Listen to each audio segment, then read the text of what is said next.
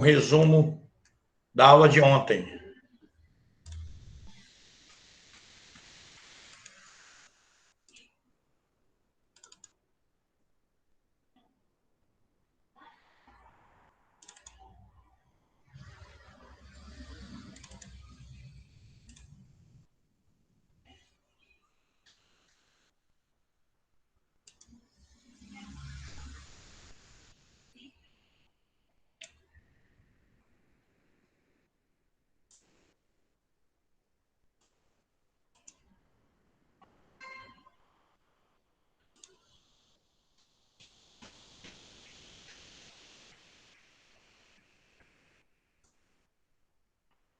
Então, tá gravando a aula aí, já com o resumo de ontem.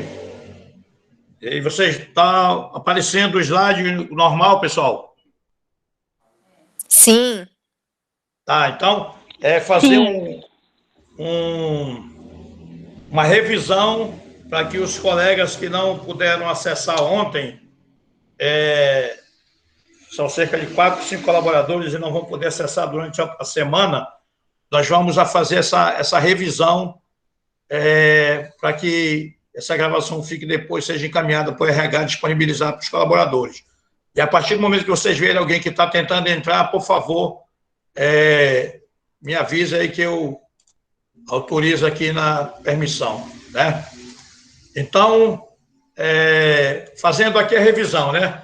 Ontem nós abordamos aí, antes de iniciar hoje a ferramenta fluxograma de processo, vamos fazer uma revisão do que foi tratado ontem, as 7 ferramentas da qualidade, onde a gente verificou que a qualidade total hoje, ela engloba aí uma série de filosofias de trabalhos, né?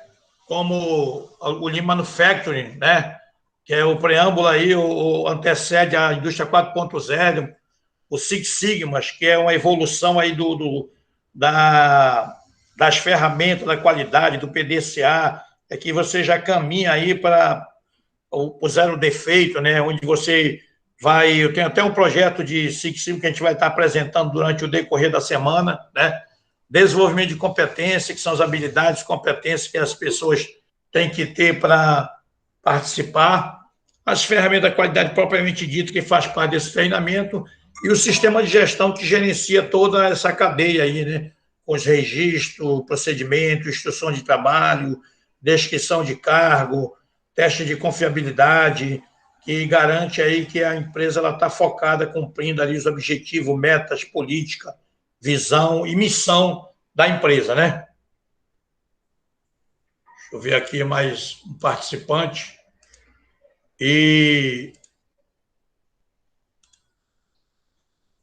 continuando, a gente falou também sobre a evolução da qualidade no decorrer do tempo, que anteriormente existia o processo de inspeção, onde a empresa tinha grupos de inspetores, cada um ficava lá no final da linha para verificar, fazer revisão 100% de tudo que era produzido. E chegava à conclusão no final do turno que tudo que tinha sido produzido era defeito. Isso gerava custo para a empresa, porque tinha que fazer retrabalho, fazer revisão e trazer pessoas em outro horário diferente ou fazer hora extras. Então, eu trabalhei em empresas que tinham hora extra todos os dias.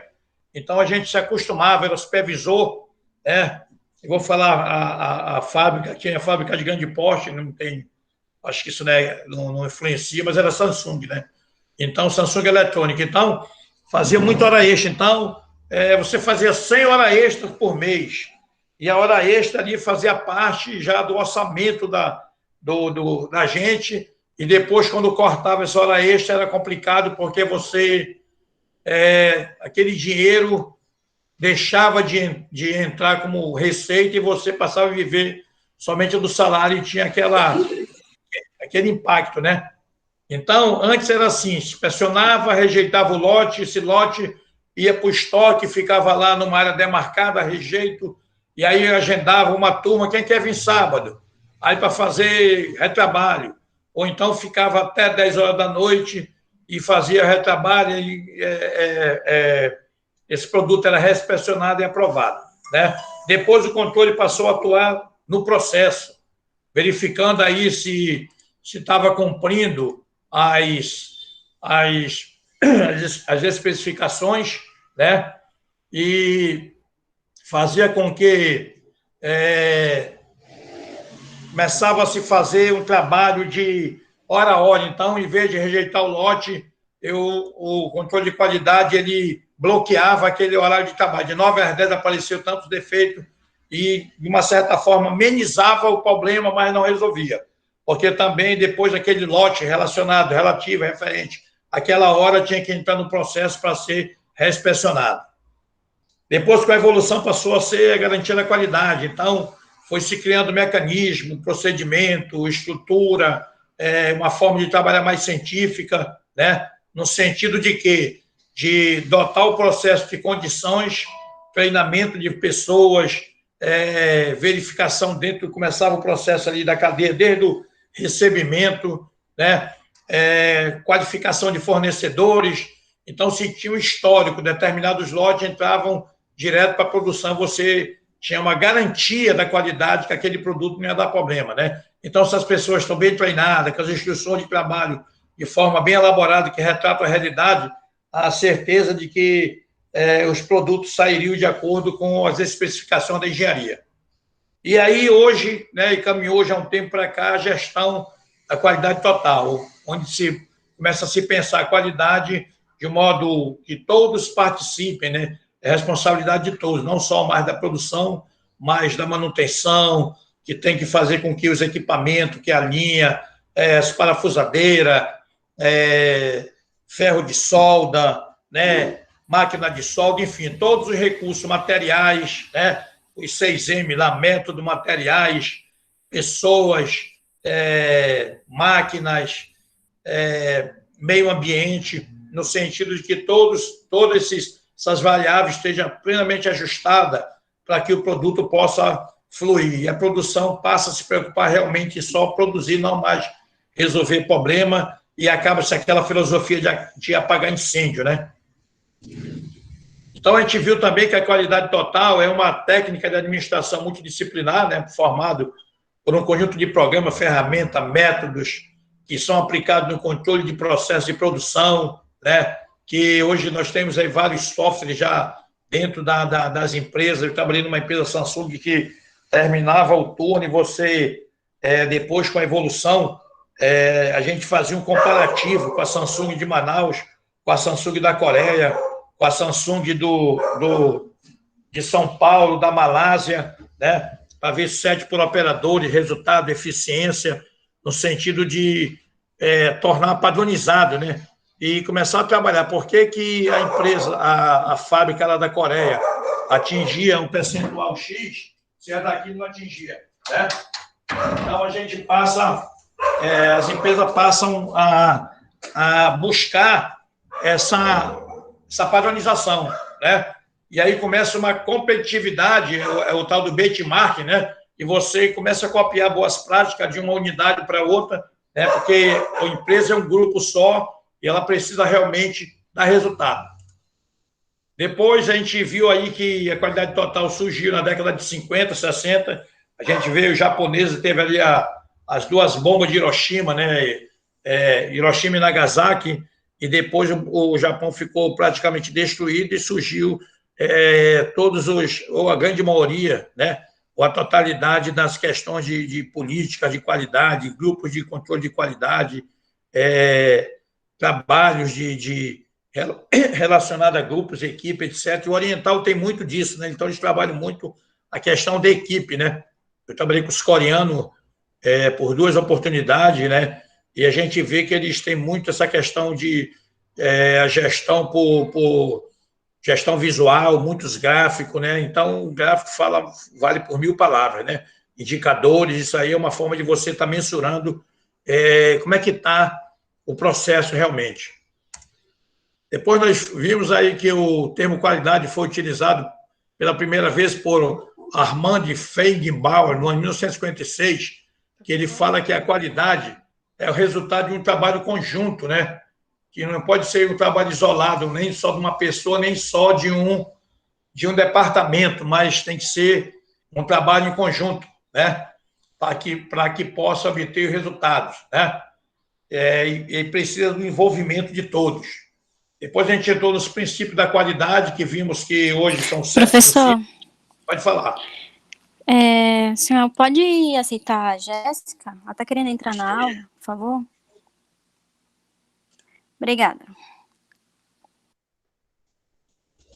Ela pede para ela acessar aí. Tá ok, pedi aqui.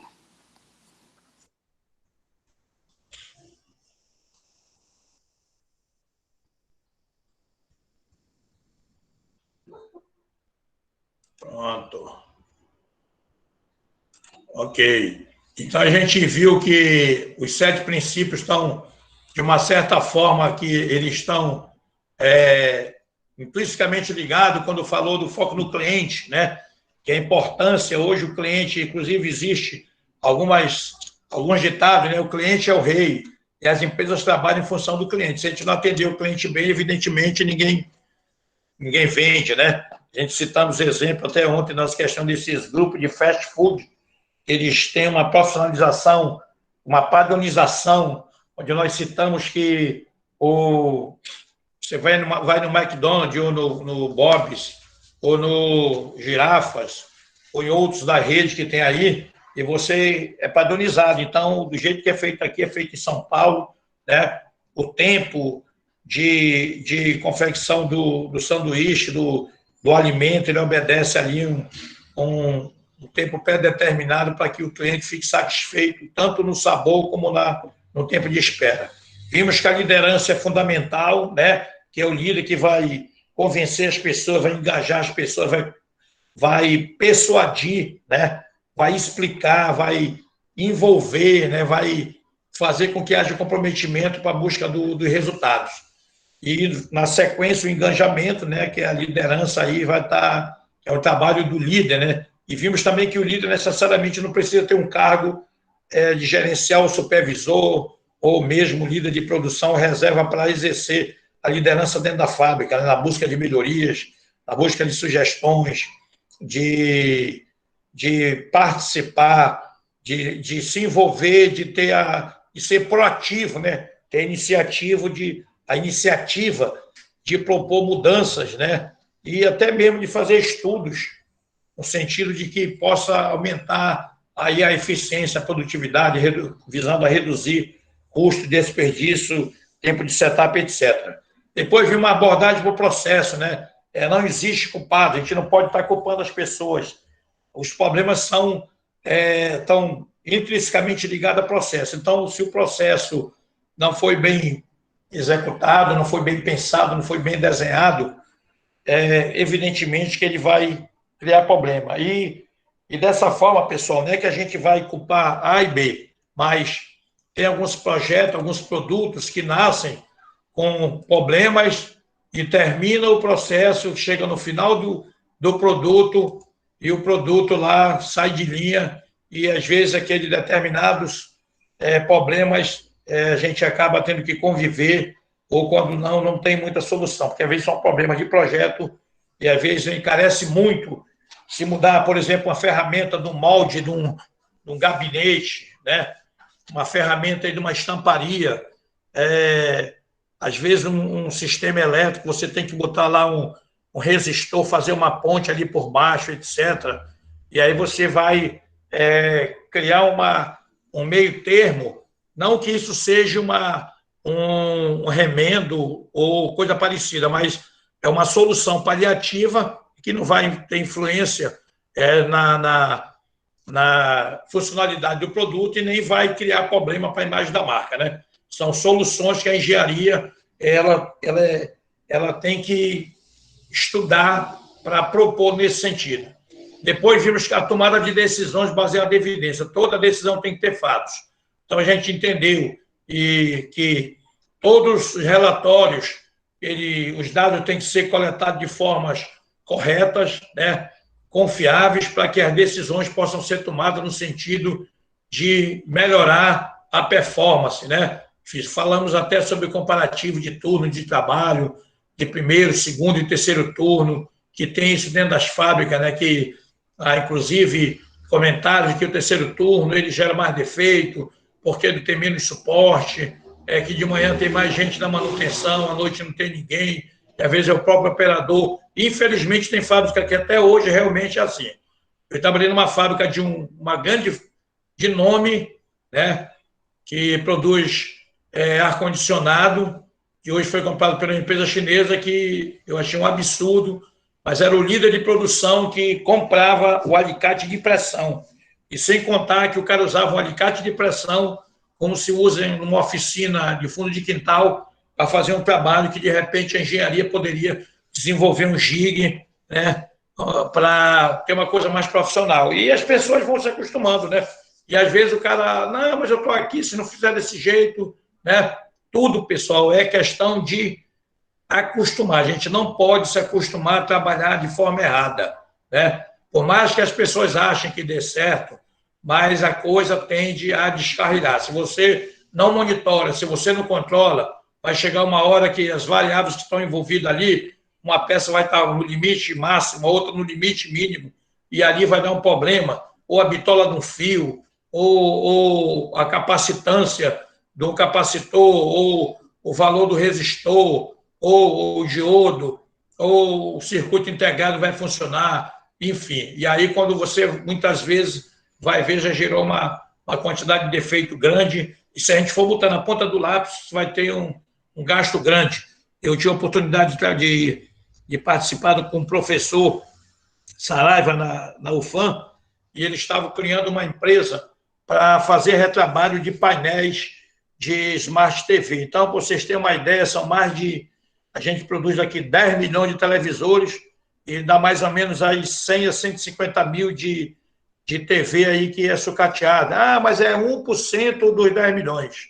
Mas são 150 mil TV que deixa de ser vendida e que esse dinheiro poderia ser revertido, por exemplo, para o Grêmio dos Funcionários, para a PLR, né? Enfim, então, se você resolve isso, a gente tem que começar a se aprofundar, porque quando a aplicação das ferramentas, você passa aí se aprofundar na busca de resolver os pequenos defeitos, que os grandes a gente já vê rapidamente, mas os pequenos, eles ficam ali meio que na obscuridade, você precisa realmente conhecer bem o processo para poder identificar a causa, né? Depois vimos aí o sexto princípio, que é a questão da melhoria, né? A gente vai dar uma adiantada aqui, que esse processo não para, né? A melhoria contínua, né? Kaizen, Just Time, Kanban, grupos de qualidade, né? Reuniões, criação de grupos de trabalho, enfim. A produção pode ter essa iniciativa, chamar o cara da engenharia para participar, não esperar que alguém venha fazer, mas que você mesmo faça. E a gestão de relacionamento, né? Que engloba aí os stakeholders, fornecedores, clientes, colaboradores internos, etc. Vimos também que, juntamente com a versão ISO 9000-2015, vieram várias alterações para as organizações que pretendem implantar a certificação. Ah, mas a gente já somos certificados, a gente precisa sempre estar ligando nessa questão da certificação, porque naturalmente, seres humanos, a gente acaba dando uma relaxada. Quando está tudo muito bom, acaba criando problema, porque a gente relaxa, acha que está tudo sob controle, e de repente aparece uma causa especial. A gente vai ver muito quando trabalha isso com CEP, né? De repente você está lá redondinho, tudo bonitinho, de uma hora para outra, uma variação no processo, e aí você pensa que não, porque, olha, entrou um lote aí que passou sem ser inspecionado, ou mudou o fornecedor, houve uma falha de comunicação, e aquilo entrou direto para o processo, gerou um monte de problema, né? Aí vimos que antes era 8 princípio, e na versão 2015 passou para 7, né? E aí nós vimos o comparativo, aí o quadro mostrando aí que foco no cliente permanece, liderança, o envolvimento de pessoas passa por engajamento, né? Que não só se envolver, mas realmente estar engajado, comprometido, abordagem de processo ali permanece, a melhoria contínua com abordagem sistêmica entra ali no item 5, melhoria, tomada de decisão baseada em fato, era 7, passa para o 6º, e benefício mútuo nas relações de fornecedores passa a ser considerado e discriminado como gestão de relacionamento. Aí vimos que o foco no cliente é que qualidade é fundamental, que o cliente ele compra com os olhos, e o cliente ele tem marca, então muitas pessoas compram lá o iPhone porque é feito pela uma empresa Steve Jobs, né? Da maçã da Apple, etc e tal. Eu trabalhei na Nokia, a Nokia era top, mas em um determinado momento não se atentou para a mudança do Android para o iOS e a Nokia acabou ficando para trás, né? E a Nokia era uma excelente empresa, em termos de qualidade, os operadores eram treinados, existia tipo uma espécie de uma mini fábrica, onde todos os operadores, antes de ir para a linha, eles passavam por um treinamento de 10, 15 ou 20 dias ali até ir para a linha, né? Então, o sistema de qualidade funcionava, máquinas todas zero, né?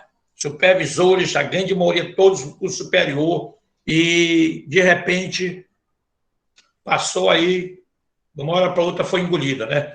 Foi engolida aí pela Samsung e pela LG, que também tem muitos profissionais, com certeza, e os coreanos são mais determinados. Os asiáticos, eles têm a determinação, e a determinação aliado com o conhecimento, aí fica difícil você ganhar.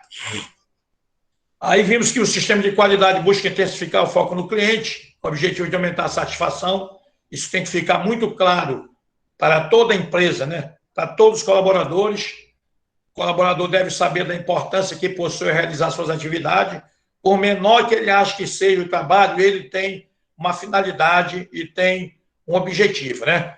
Esse hábito torna real quando a liderança passa a conduzir e a pessoa fica inteirada do que realmente ela faz. Vimos que a liderança não se trata apenas de cargos gerenciais ou de pessoas que estão na frente de equipe, mas quem toma a atitude de liderar mudanças, ações e resultados. Fala aqui o autor que se o gerente não lidera a qualidade, possivelmente seu sistema vai falhar, né? Porque eles não trabalham para engajar as pessoas. O sistema ele é abstrato, né? O sistema somos todos nós.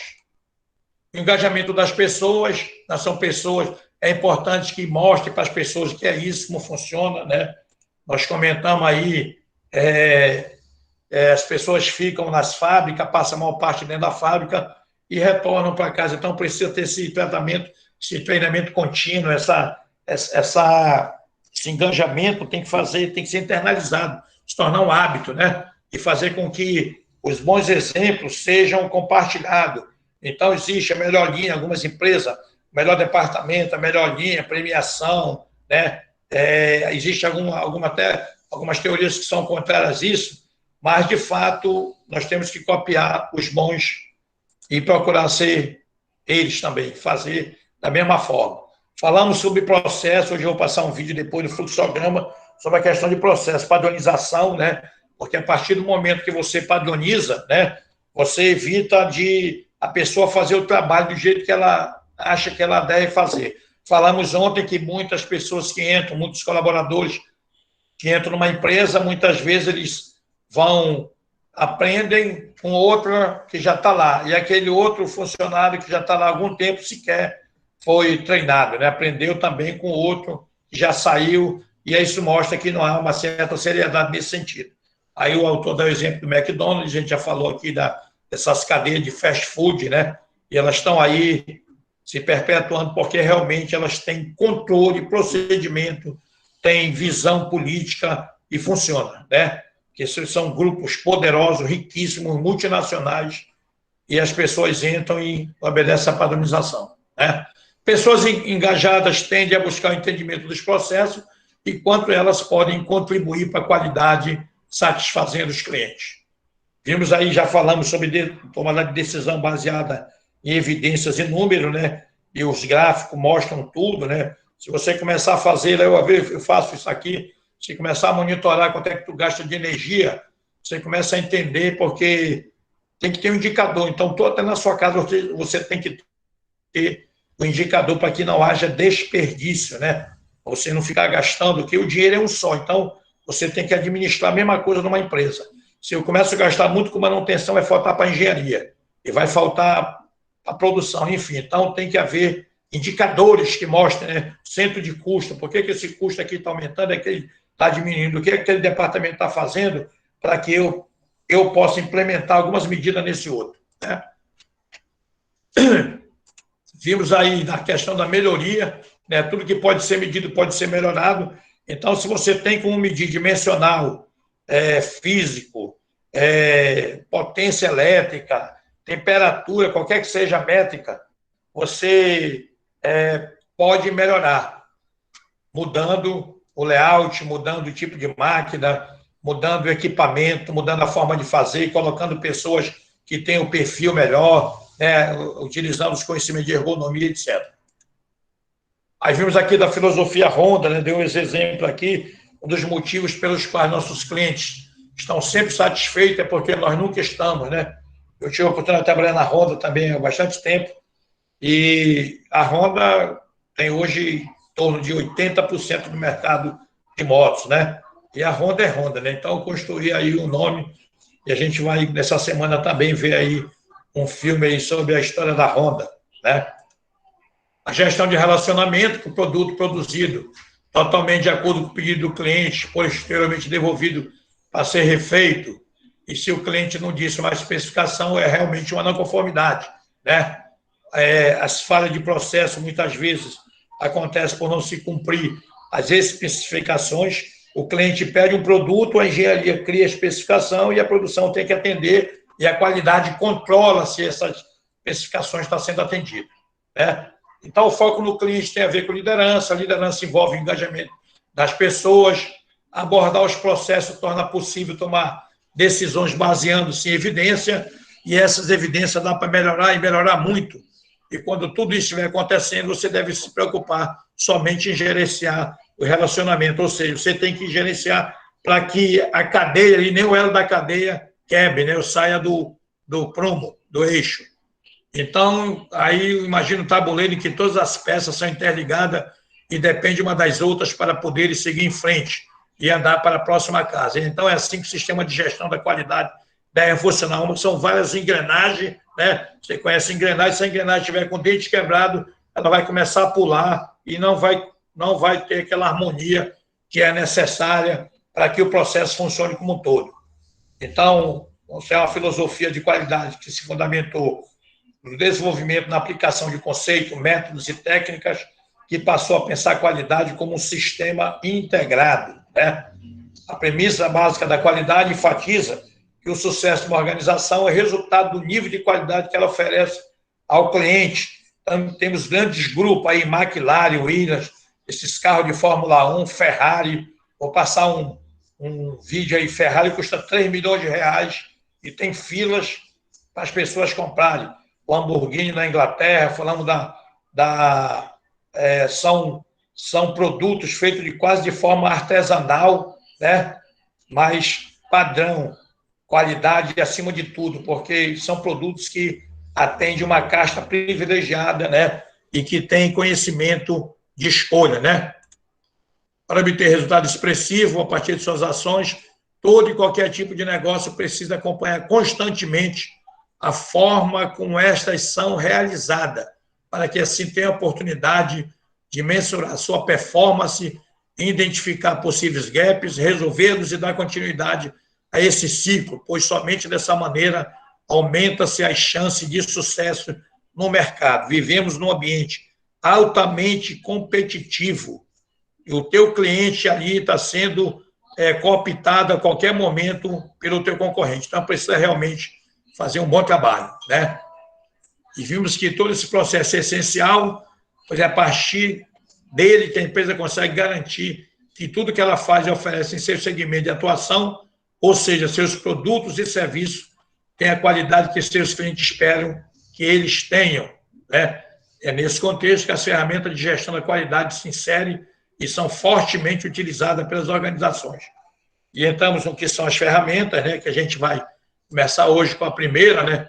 As ferramentas da qualidade são utilizadas para mensurar e analisar os processos da empresa, com o intuito de determinar resoluções direcionadas aos problemas identificados, e as ferramentas têm o objetivo de estipular ações preventivas capazes de oferecer qualidade às atividades da organização. Então, as ferramentas elas são uma forma de otimizar, de tornar o trabalho mais eficiente, tornar o trabalho mais organizado, mais sistematizado, menos estressante, né? E mais padronizado. E aí, ao iniciar o projeto, o gestor da empresa define uma equipe, sai dando exemplo aí na questão, normalmente nos grupos de trabalho, seja o controle da qualidade ou a engenharia, né, normalmente parte-se desses departamentos a busca da implantação de mudanças, mas sempre a produção deve ser consultada, porque não adianta você fazer, às vezes, inventos mirabolantes se não vai conseguir funcionar dentro da produção. O gestor deve estabelecer a comunicação entre todos os envolvidos de modo que cada processo e ferramenta seja aplicado de forma correta. Isso é importante, a comunicação interna dentro das empresas, né? Então, hoje você tem celular, tem CI, e-mail, livro de ocorrência, rádio, etc., mas sempre ocorre problema de falha de comunicação dentro das empresas. É importante saber que os gestores que fazem parte da empresa podem, caso queiram e achem necessário, utilizar uma ou todas as ferramentas juntas. Mas é preciso avaliar o contexto para que isso não lhe gere ainda mais trabalho, né? Então, você não pode estar usando o tempo desnecessariamente querendo inventar roda, né? Mas avaliar a necessidade de se aplicar a ferramenta para que chegue-se a uma causa e resolva-se o problema, aquele problema de fato deixe de existir. Pode até surgir um outro, mas se ele não for solucionado é porque a ferramenta não foi adequadamente aplicada. Agora que nós já vimos as ferramentas para que servem, né, nós vamos verificar cada uma das 7 existentes, como ela pode ser implementada, né? Aí nós vamos ver fluxograma, diagrama, folha de verificação, diagrama de Pareto, histograma, diagrama de dispersão, carta de controle, né? E hoje a gente vai começar com fluxograma. Então, aí as principais ferramentas, essa aí a imagem aqui nesse slide, né? E aqui as nossas referências bibliográficas. Então, vou encerrar aqui a gravação e vamos partir para a nossa aula de hoje.